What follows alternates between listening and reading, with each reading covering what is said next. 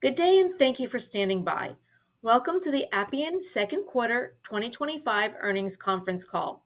At this time, all participants are in a listen-only mode. After the speaker's presentation, there will be a question-and-answer session. To ask a question during this session, you will need to press star 11 on your telephone. You will then hear an automated message advising your hand is raised. To withdraw your question, please press star 11 again. Please be advised that today's conference is being recorded. I would now like to hand the conference over to your first speaker today, VP of Investor Relations, Jack Andrews. Please go ahead. Good morning, and thank you for joining us. Today, we'll review Appian's Second Quarter 2025 financial results. With me are Matt Calkins, Chairman and Chief Executive Officer, and Serge Tanjga, Chief Financial Officer. After prepared remarks, we'll open the call for questions. During this call, we may make statements related to our business that are considered forward-looking. These include comments related to our financial results, trends and guidance for the third quarter and full year 2025, the benefits of our platform, industry and market trends, our go-to-market and growth strategy, our market opportunity and ability to expand our leadership position, our ability to maintain and upsell existing customers, and our ability to acquire new customers. These statements reflect our views only as of today and don't represent our views as of any subsequent date. We won't update these statements as a result of new information unless required by law. Actual results may differ materially from expectations due to the risks and uncertainties described in our SEC filings. Additionally, non-GAAP financial measures will be discussed on this conference call. Reconciliations of GAAP to non-GAAP financial measures are provided in our earnings release. With that, I'd like to turn the call over to our CEO, Matt Calkins. Matt? Thanks, Jack, and thank you everyone for joining us today. In the second quarter of 2025, Appian's cloud subscriptions revenue grew 21% to $106.9 million.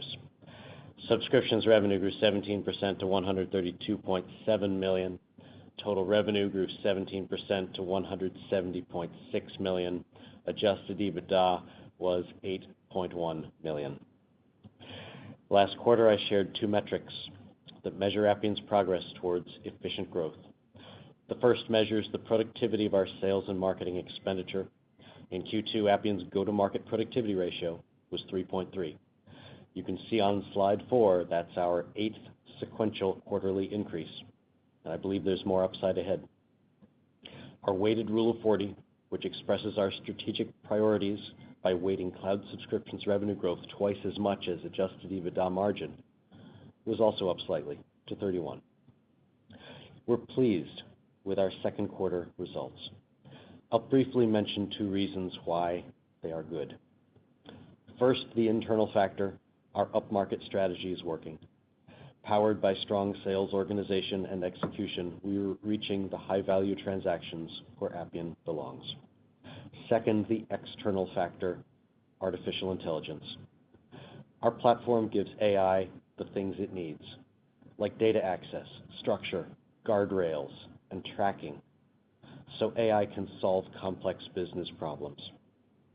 AI is having a tangible effect on our financial results. We're getting higher prices because of AI. We add a 25% upcharge. We're in new deals because of AI and even new industries. I'll talk about that in a moment. But one more point about it. Whatever AI has done for our revenues, it's done more for our pipeline. And whatever it's done for our pipeline, it's done even more for our value proposition. So I see this being a strong growth factor in the future. Speaking of growth, most of our seven-figure software deals signed this quarter were with our AI-inclusive license tiers. I'll share two examples of AI impact in big applications for big customers. First, an international grocery retailer and seven-figure ARR customer manages supply chain logistics and insurance claims with Appian. In Q2, it deployed Appian AI into an existing field dispatching application built on our platform. Before AI, drivers filed paperwork when they encountered a shipment issue, and back-office workers manually recorded discrepancies before correcting the information and reissuing a new dispatch order in their Appian application. Managing these expectations was slow, and there were sometimes human errors. Now, drivers upload their paperwork into Appian, and our AI automatically reconciles the information. It's faster and more accurate. Second, a top global asset management firm and longtime Appian customer has deployed our platform across its enterprise. It runs dozens of Appian applications. This quarter, it upgraded, purchased a seven-figure software deal to upgrade its licenses to deploy features like Appian AI into areas like its client investment operations. Appian AI agents will accelerate the processing of customer requests. Agents will classify forms and extract data related to opening, closing, and changing accounts. Turning to the U.S. public sector, our performance in the first half of this year has been strong. Our federal business outgrew the global business in cloud revenue, in new bookings, and in software pipeline. We have a reputation for driving efficiency in a sector which now prioritizes efficiency higher than ever before. We're seeing some good opportunities. A U.S. agency supporting national health care is unifying its enterprise, and in Q2 it chose Appian as the backbone to all virtual care operations and signed a seven-figure software deal. Millions of patients will use our platform to engage with clinicians, coordinating virtual appointments and sharing health data in real time. The agency expects to save $38 million per year using Appian. We've been using the phrase cautiously optimistic, in quotes, all year to describe our expectations for the federal business in the face of DOGE and other volatility. And I'll stick with that wording. But looking back, our cautious optimism has been validated by results. We see a large opportunity emerging in the modernization of legacy applications.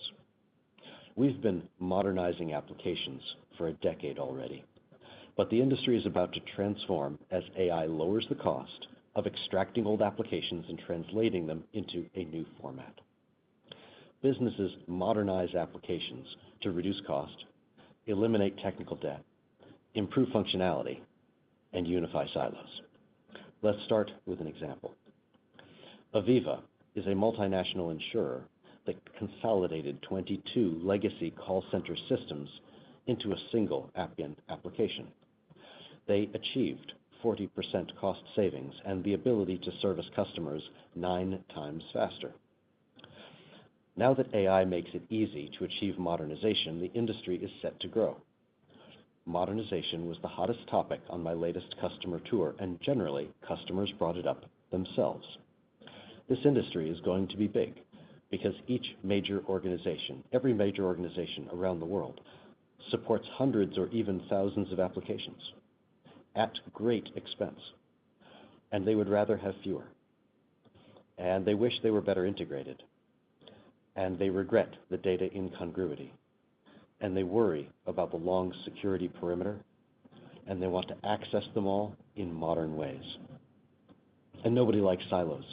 Silos are just the way applications are laid down as IT departments solve one problem at a time, but it's not a good way to structure an enterprise.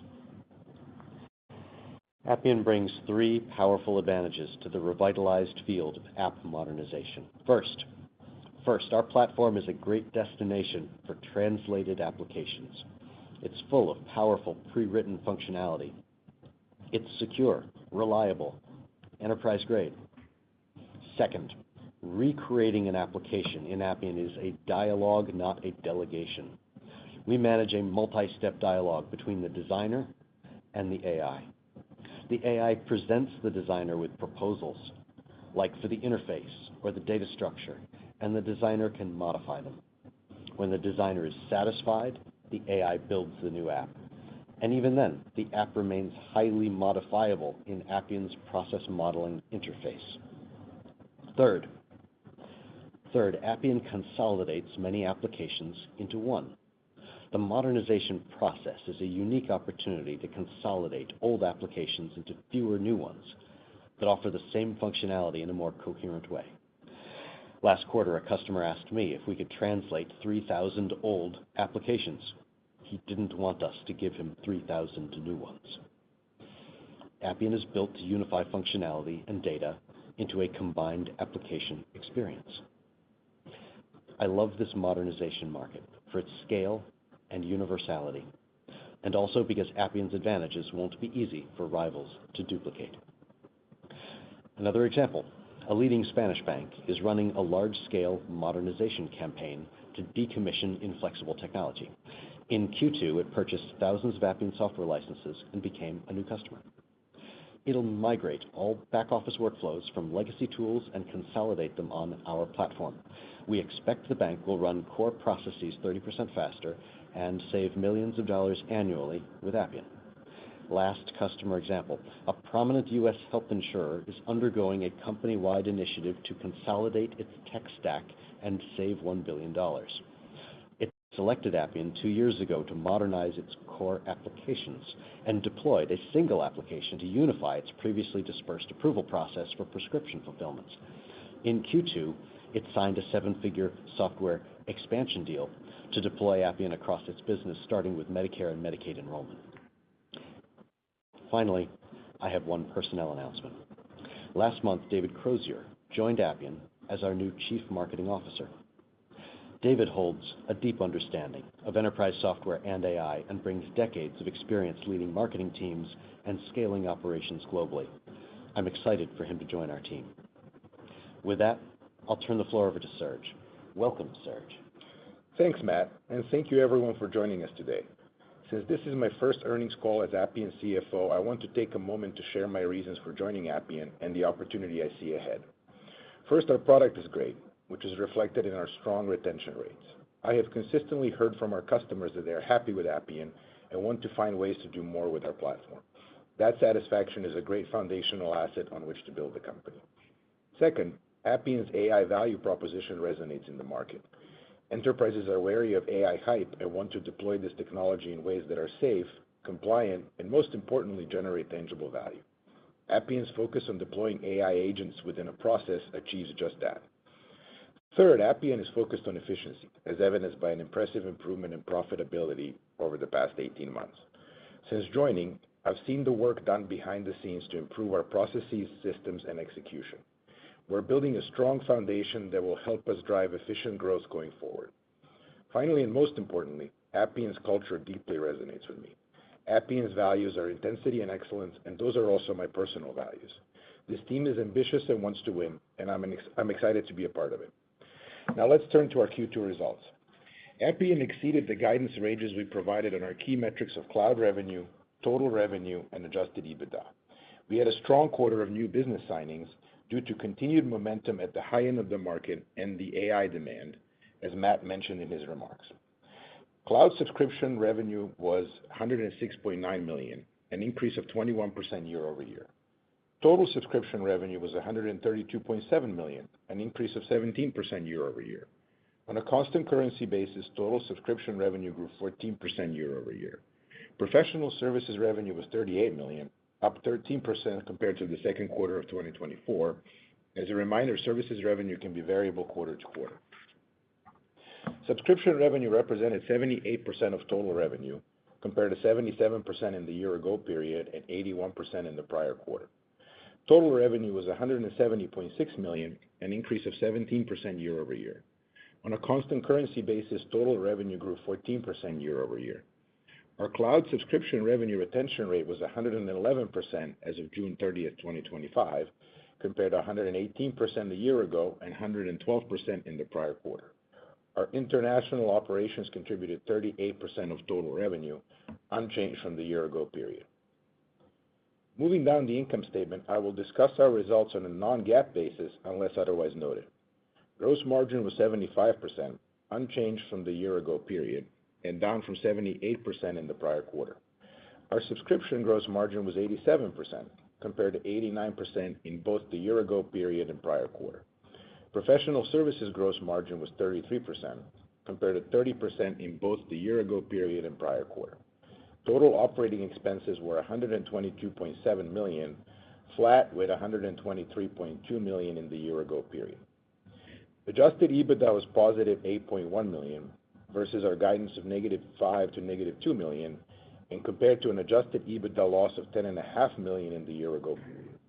This outperformance relative to our guide was largely driven by greater than expected revenue, as well as timing of certain expenses, which we now expect to incur in the second half of this year. Net income was $0.3 million, or break even per diluted share, compared to a net loss of $18.2 million, or 25 cents per share for the second quarter of 2024. This is based on 74.6 million diluted shares outstanding for the second quarter of 2025 and 72.3 million diluted shares outstanding for the second quarter of 2024. Turning to our balance sheet, as of the end of Q2, cash equivalents and investments were $184.8 million compared to $159.9 million at the end of last year. For the second quarter, cash used by operations was $1.9 million compared to $17.6 million cash used by operations for the same period last year. Turning to guidance, for the third quarter of 2025, cloud subscription revenue is expected to be between $109 and $111 million, representing year-over-year growth between 16% and 18%. Total revenue is expected to be between $172 and $176 million, representing year-over-year growth between 12% and 14%. The adjusted EBITDA is expected to be between positive $9 and positive $12 million. Non-GAAP earnings per share is expected to be between 3 and 7 cents. This assumes 74.7 million fully diluted weighted average shares outstanding. For the full year 2025, we're increasing our guidance for cloud subscription revenue, total revenue, and adjusted EBITDA. Cloud subscription revenue is expected to be between $429 and $433 million, representing year-over-year growth between 17% and 18%. Total revenue is expected to be between $695 and $703 million, representing year-over-year growth between 13% and 14%. Adjusted EBITDA is now expected to range between $49 and $55 million. Non-GAAP earnings per share is expected to be between 28 and 36 cents. This assumes 74.7 million fully diluted weighted average shares outstanding. Our guidance assumes the following. First, we expect professional services to grow modestly on a year-over-year basis for both Q3 and the full year. Second, we anticipate term license revenue to be flat on a year-over-year basis in Q3 and grow modestly for the full year 2025. Third, total other income and interest expense will be approximately $3.5 million in Q3 and $15 million for the full year 2025. Finally, our guidance assumes FX rate as of August 1st, 2025. In closing, we're pleased with our Q2 results, and in particular with our ability to win new business. We're confident in the opportunity ahead and will continue to invest responsibly to maximize our long-term value. Now we'll turn the call over for questions. Operator? Thank you. At this time, we will conduct the question and answer session. As a reminder, to ask a question, you will need to press star 11 on your telephone and wait for your name to be announced. To withdraw your questions, please press star 11 again. Please wait while we compile the Q&A roster. Our first question comes from the line of Raimo Lenschow of Barclays. Your line is now open. Perfect. Thank you. I've got two quick questions, one for Matt, one for Serge. Matt, if you think that dream or the idea of app modernization, as you said, has been around for quite a while, and AI should really help here, where are we on that journey, though, to kind of really get this to happen, and how much will come from just one vendor rather than like tools from different ones? And then for Serge, can you just talk a little bit about the NRR, the cloud NRR, that kind of 111 kind of stepped down a little bit again? Are we finding the level here? What are the drivers there? Thank you. Yeah, app modernization is going to be a much more complex market than it appears to be from this distance. Early in its conception, it seems like it may just be unitary, but it won't be. There's an extraction motion. There's an instantiation motion. AI can help with both of them. The first is more services intensive. The second, likely more software intensive. We're doing this market. We've been in this market for years, and we have a track record, and we're already a legitimate leader in modernization, but the game will change so much over the next year or two as AI is brought to bear on both of the two primary motions that comprise this market. We're confident that we have something to say and can lead in both sides of that equation, and we're driving forward. Yeah, and hey, Raimo, thanks for the question. Let me jump in on the NRR rate. So let me say a few things. First, as we've discussed in the past, The NRR is a helpful metric, but it has certain limitations. In my mind, most importantly, it's backward-looking. It sort of averages growth across quarters and obviously only reflects subset of the business. With that said, the downtick to 111, I would contribute it to some of the same reasons we talked about in the prior quarter, which is kind of the ongoing effect of a couple of downsells that we've experienced in the past as they work their way through the system in this backward-looking metrics. I will also say that as we look at a composition of our new business in the first half of the year, a higher percentage than in the past has actually come from new customers, which we actually see as evidence of strength, our ability to land in these new logos with large and strategic, mission-critical deals at the outset. That's a strong sort of contribution or strong testament to our value proposition.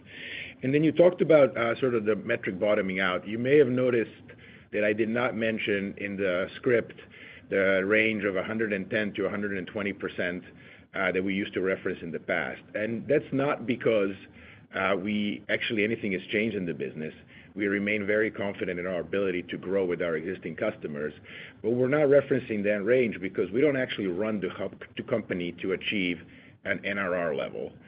We run the company to achieve total new business, whether it's on-prem or in the cloud, whether it's new or existing customers, but it's total new business that we forecast, that we discuss, and that we compensate people for.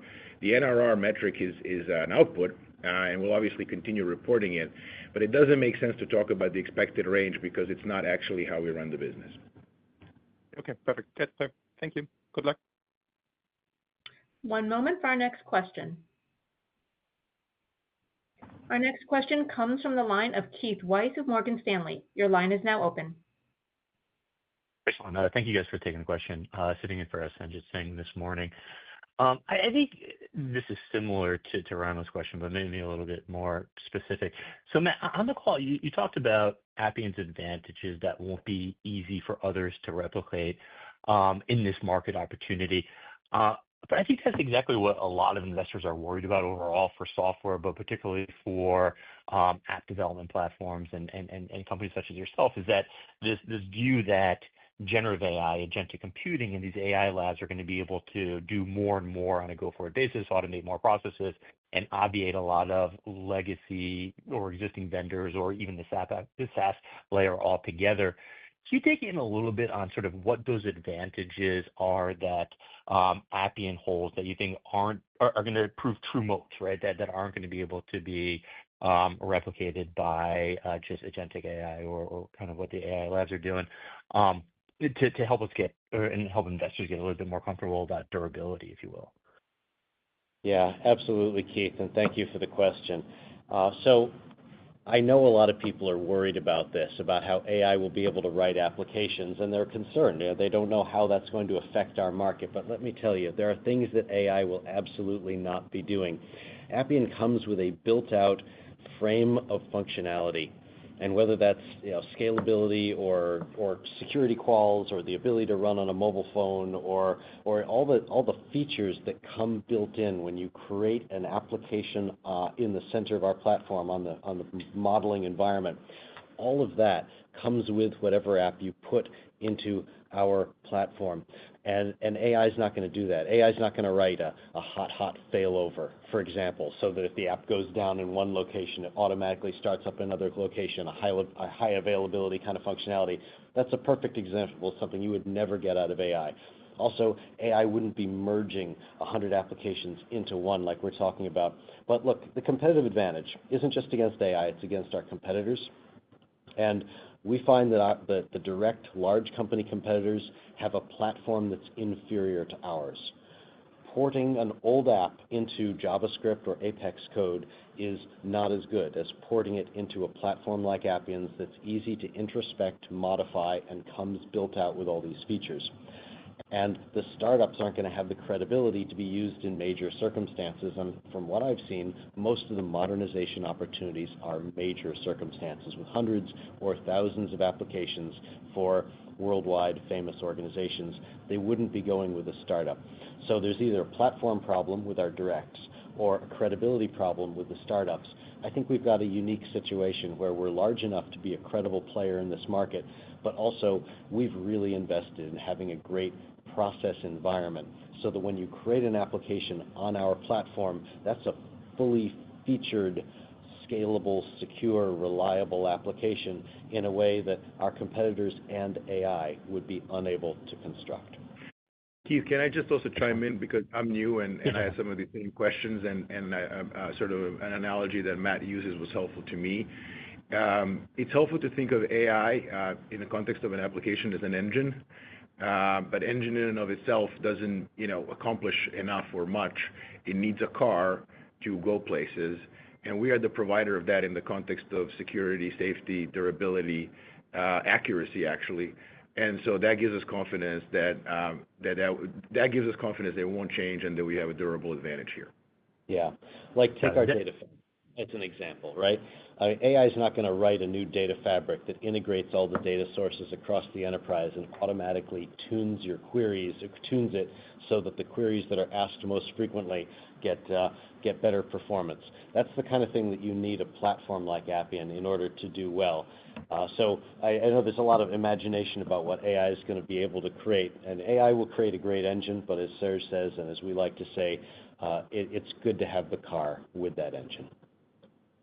Excellent. That's a great analogy. And I think you're right, Matt. We're at a part of the kind of the innovation cycle and the hype cycle where there's a lot of broad sort of aspirations of what AI will have to do. So you guys bringing out sort of analogs like the car versus the engine, I think is really important to help investors in the marketplace understand what's the right place that AI will go into. Serge, it's great to hear from you again in the new role, so congratulations on the new seat. I had a question more specifically for you. We're seeing 14% constant currency growth overall in Appian and flat OpEx growth, and Matt was talking about some of the efficiencies you guys are already seeing in the business, particularly in sales and marketing productivity from utilizing AI. Where are we in the Appian journey? Like, how much more is there to go in terms of you guys garnering efficiencies out of your own use of these technologies and getting those margins heading in the right direction? Yeah, so I would generally constitute it as we've made progress, but there's plenty more to go. And maybe I'll take a little bit of a step back. I commend Matt and the management team on the efforts that were put into place over the last couple of years. And really what the team is done here internally is focus on the areas of lowest productivity where the ROI wasn't there, and you've seen the improvement in margin. And that requires discipline and resolve. And once again, I'm happy to be in an environment that can do that. As we roll forward, I sort of see three key drivers of continued profitability and efficiency. The first one is continued improvements in sales productivity and the payback on our sales and marketing investment. And it's very encouraging what we've been able to do here in the first half of the year, but obviously the game's still afoot, but we're optimistic about where we can go from here. And we'll achieve further improvements by improvements in our go-to-market process, as well as targeted incremental investments that will have a disproportionate impact on that sales and marketing payback. So that's bucket number one. Bucket number two is we have an ambitious product roadmap, but we can deliver it cost efficiently by growing our R&D base across the world, and in particular in India. So we've made those foundational investments, I would say, over the last couple of years, but we're going to continue pushing in that direction. And then finally, to your point, we can use our own AI. We can eat our own cooking sort of across the company, and we're seeing some good early results in the context of some go-to-market functions, but we can do more as far as customer facing. We can do more as far as how we write our own code, and of course in the back office as well. So a lot of work done already, but plenty for us to continue doing here and to sort of balance that, find that balance between growth as well as improvement in margin. Excellent. That's super helpful, and congratulations, guys, on a solid quarter. Thank you. One moment for our next question. Our next question comes from the line of Steve Enders of Citi. Your line is now open. Okay, great. Thanks for taking the questions this morning, and Serge, looking forward to working with you more moving forward here. I guess maybe just to start, just in terms of the contribution that Appian AI is maybe having on the pipeline, or maybe how is it changing the customer conversations in terms of how they're viewing, I guess, Appian as a key partner moving forward? Just what have you seen from those dynamics, and is it having a, I guess, impact to, or how would you kind of frame the impact it's having to some of the demand out there for Appian right now? Yeah, I'd say it's a great driver for pipeline. We are seen differently by customers. We can show them that we can create far more value with AI than we could before.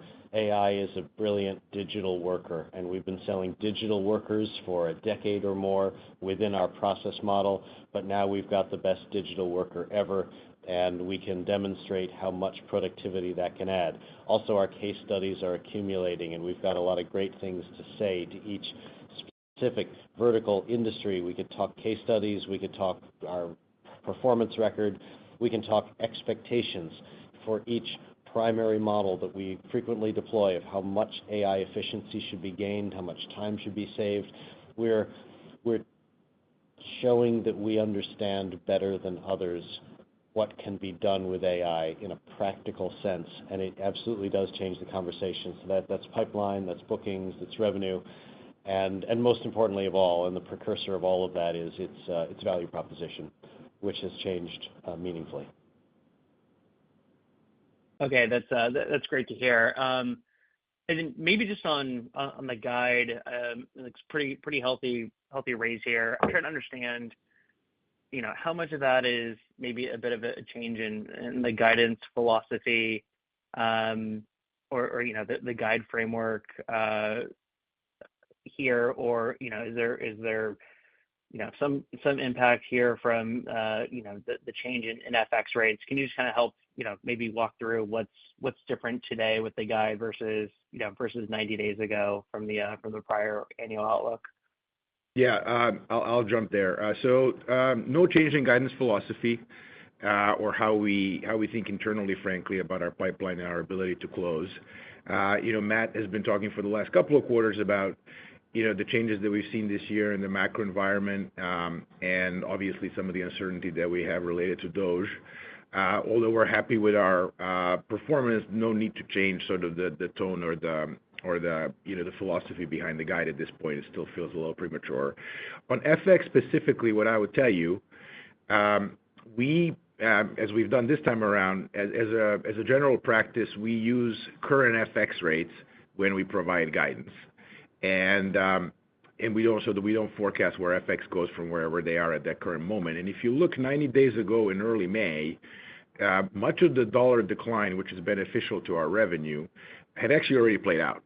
So FX was marginally helpful for Q2, and it's a part of the sort of the increase in the guide. But much of the increase in the guide really is about the fundamental strength that we're seeing in the business and the cautious optimism that Matt talked about. Okay, perfect. That's a helpful context. Thanks for taking the questions here. One moment for our next question. Our next question comes from the line of Derek Wood of TD Cowen. Your line is now open. Great. Thanks, guys. This is Cole on for Derek. Matt, I just wanted to double-click on DOGE, and, it seems like some of the initiatives have tapered back a little bit since 90 days ago. Could you just dive in on the federal pipelines and what you guys are seeing, and then maybe as well how AI ties into this and how you're going and selling to them versus commercial? Thanks. Yeah, that's right. Well, DOGE may have died down a little bit, but there's fundamental undercurrents that have been started by DOGE that look to survive and shape the federal marketplace for years or decades in the future. Perhaps the most important of those is the disinterest that the government now seems to have regarding hiring or spending through intermediaries. There's a far greater interest in doing business directly with Appian or with the software provider, as the case may be, and that allows us a greater degree of control, customer satisfaction, and revenue involvement. And so that's a very good trend for us. Another one is the government's increased prioritization of efficiency, something for which we have long had a reputation in Washington. These developments are very positive for us. I think it's just structurally changes the market in a way that ought to help, and our pipeline is healthy. Great, thanks. And then just one more on pricing of the AI process. You guys had said that you're going to take a look at, shifting pricing, and then last quarter you said that you might migrate some customers on renewal to a new pricing structure. I mean, what's the update there, and, do you have anything to add? Thanks. Yeah, that's right. Well, there's a long-term concern in this industry, just to flesh out your question, that since AI is going to reduce the number of users on any given application, that it might have a negative effect on the pricing scale that a lot of software vendors use.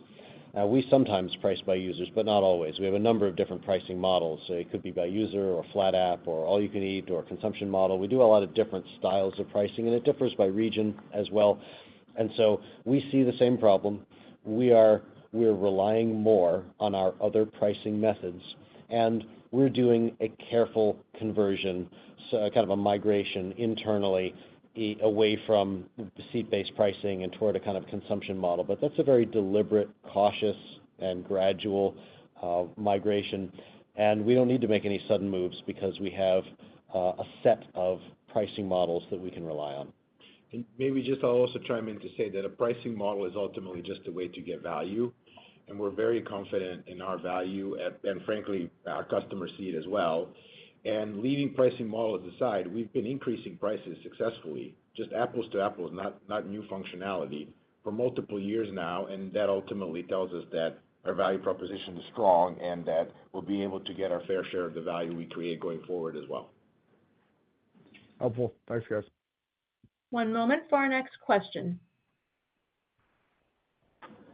Our next question comes from the line of Devin Au of KeyBanc Capital Markets. Your line is now open. Hi. Yeah, thanks for taking my questions here. I wanted to ask about some of the new sales leaders you have hired in EMEA in the quarter, in addition to the new Chief Marketing Officer. Could you maybe elaborate on the appointments there? What are you hoping these new leaders would bring to Appian, and are you expecting any, notable changes in the go-to-market motion in that region? Yeah, the general trend across all of our go-to-market operations is one in favor of alignment, discipline, best practices, and all the hires we've made in EMEA and anywhere else for that matter are in line with that transformation. It's been going for a while. There's not a sudden change. We're just continuing to drive the strategy through aligned leadership across the organization. That's it. Got it. That's helpful. And then maybe just one quick one for Serge. I know you mentioned some of the outperformance in the quarter for EBITDA was kind of driven by some expenses shifting out to the second half. Could you maybe just elaborate more on what these are? Is it mostly headcount related? Any color there would be helpful. Thank you. Yeah, no headcount. It's marketing and some consulting expenses that we just sort of tactically moved from the second quarter into the back half, but it's a relatively minor contributor. We just want to kind of be transparent and give you guys the confidence so that you can understand how the guide moves versus the prior one. Great. Thank you. One moment for our next question. Our next question comes from the line of Jake Roberge of William Blair. Your line is now open. Yeah, thanks for taking the questions. And Serge, looking forward to working with you moving forward. Same. Good to see the continued productivity on the go-to-market side. Serge, you talked about this being a key area to drive more efficiency in the business.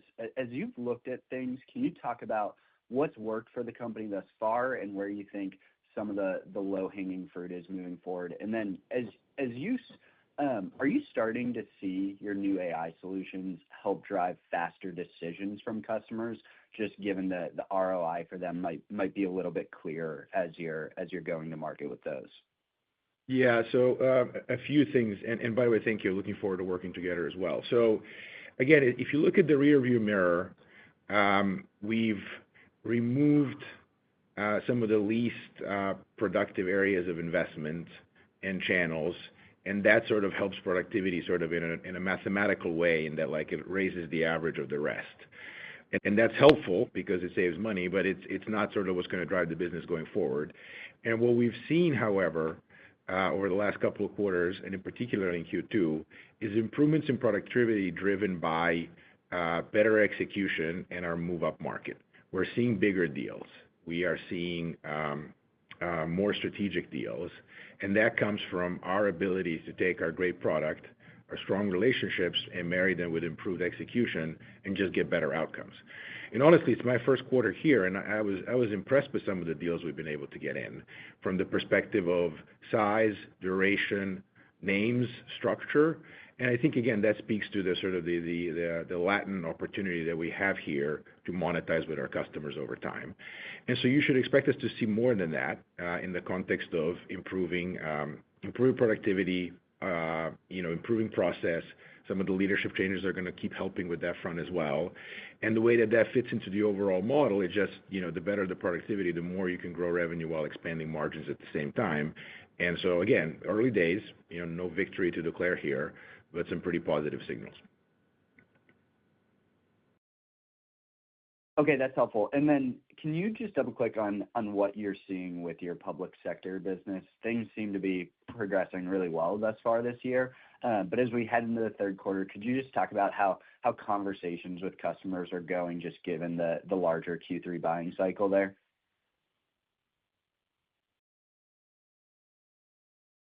Shall I take that? Yeah. All right.